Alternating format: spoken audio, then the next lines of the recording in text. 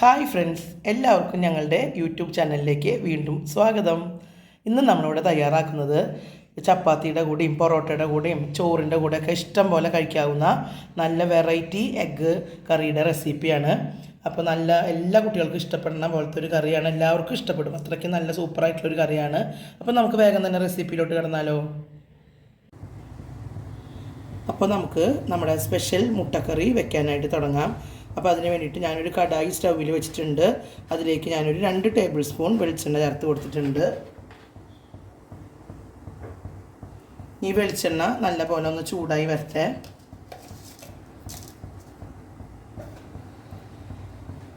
ഇതിലേക്ക് നമ്മൾ ഒരു 1/2 ടീസ്പൂൺ പെരിഞ്ജീരകമാണ് ഇട്ട് കൊടുത്തിരിക്കുന്നത്.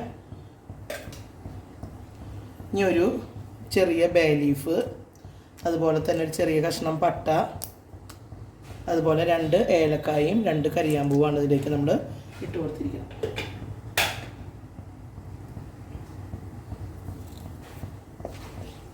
ഇത് നല്ലപോലെ ഒന്ന് ചൂടായിട്ട് വരുന്നുണ്ട്.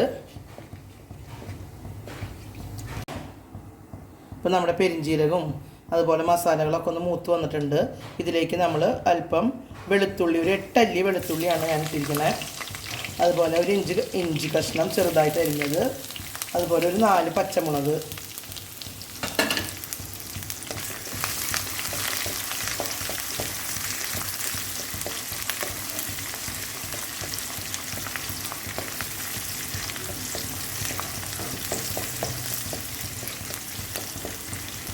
ഇതിലേക്ക് നമ്മൾ ഒരു 2 മീഡിയം സൈസ് സവാള നീളത്തിൽ അരിഞ്ഞതും കൂടെ ഇട്ട് കൊടുക്കുകയാണ്. ഇത് നല്ല പോലെ ഒന്ന് ലൈറ്റ് ഗോൾഡൻ കളറായി വരണം കേട്ടോ. ഇതിലേക്ക് നമ്മൾ 2 കതിര് കറിവേപ്പിലയും കൂടി ചേർത്ത് കൊടുക്കുന്നുണ്ട്. ഇപ്പോൾ നമ്മുടെ സവാള ഒരു ലൈറ്റ് ബ്രൗൺ കളറായിട്ട് വന്നിട്ടുണ്ട്.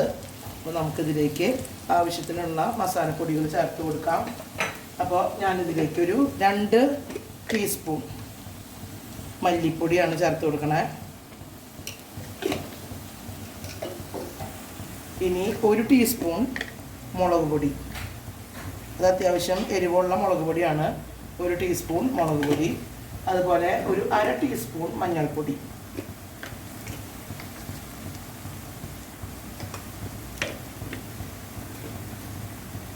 ഇനി ഇതിലേക്ക് നമ്മൾ ചേർത്ത് കൊടുക്കുന്നത് ഒരു 3/4 ടീസ്പൂൺ നമ്മുടെ ഗരം മസാലപ്പൊടിയാണ്.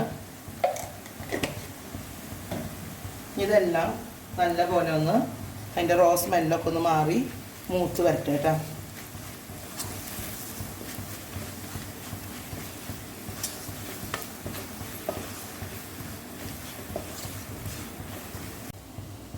ഇപ്പോൾ നമ്മുടെ മസാലപ്പൊടികളൊക്കെ നല്ല പോലെ മൂത്ത് വന്നിട്ടുണ്ട്. ഇതിലേക്ക് ഞാനൊരു 2 മീഡിയം സൈസ് തക്കാളി അരച്ചതാണിത്, അത് ഇതിലേക്ക് ഒഴിച്ചു കൊടുക്കുകയാണ്.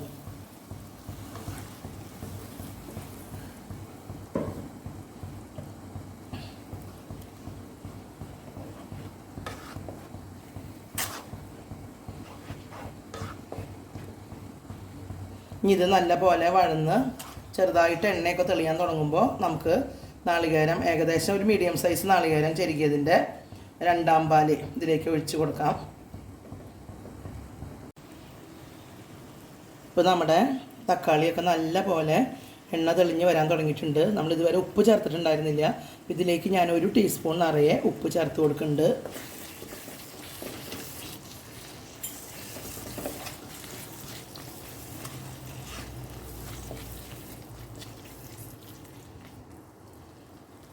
ഇനി നമ്മളിതിലേക്ക് ഒരു നാളികേരം ചെരുകിയതിൻ്റെ 2ാം പാലും 3ാം പാലും, ഒരു മീഡിയം സൈസ് നാളികേരം നല്ലപോലെ ചെരുക്കി പാലെടുത്തതാണ് മിക്സിയിലടിച്ച്.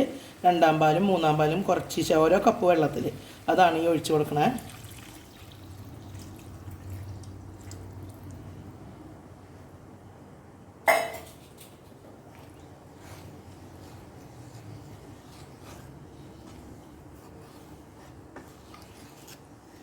ഇനി ഇത് നല്ല പോലെ ഒന്ന് തിളക്കട്ടെ കേട്ടോ.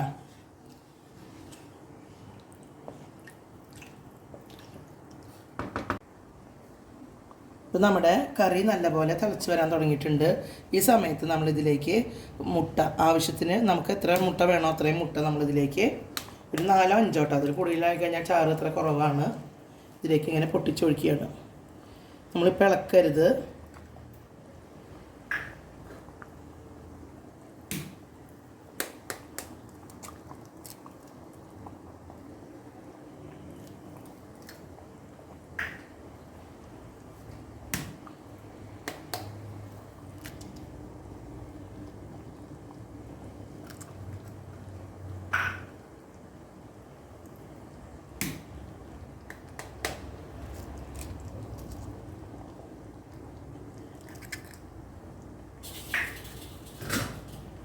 ഇനി ഒരു 3 മിനിറ്റ് നേരം നമുക്കിതൊന്ന് മൂടി വെക്കാം. അത് കഴിഞ്ഞ ശേഷം നമുക്കൊന്ന് ഇളക്കി നോക്കാം.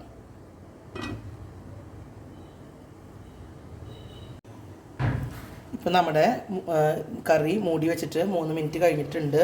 3-4 മിനിറ്റ് കഴിഞ്ഞിട്ട് തുറന്നാലും കുഴപ്പമില്ല കേട്ടോ. അപ്പോൾ നമ്മളിതുവരെ ഇളക്കിയിട്ടൊന്നുമില്ല. നമ്മുടെ മുട്ടയൊക്കെ നല്ല പോലെ ആയി വന്നിട്ടുണ്ട്. ഉണ്ടോ? നല്ല പോലെ ആയി വന്നിട്ടുണ്ട്.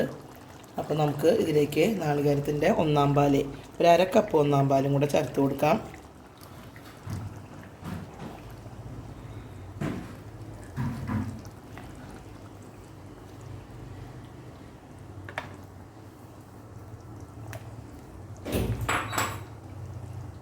ഇനി ഇതിലേക്ക് ഉപ്പും പുളിയൊക്കെ ആവശ്യത്തിനുണ്ടോ എന്ന് നോക്കാം. നമ്മൾ തക്കാളിയൊക്കെ ചേർത്തത് കൊണ്ട് അധികം പുളി ചിലപ്പോൾ കൂടുതലായിട്ടൊന്നും ഉണ്ടാവില്ല.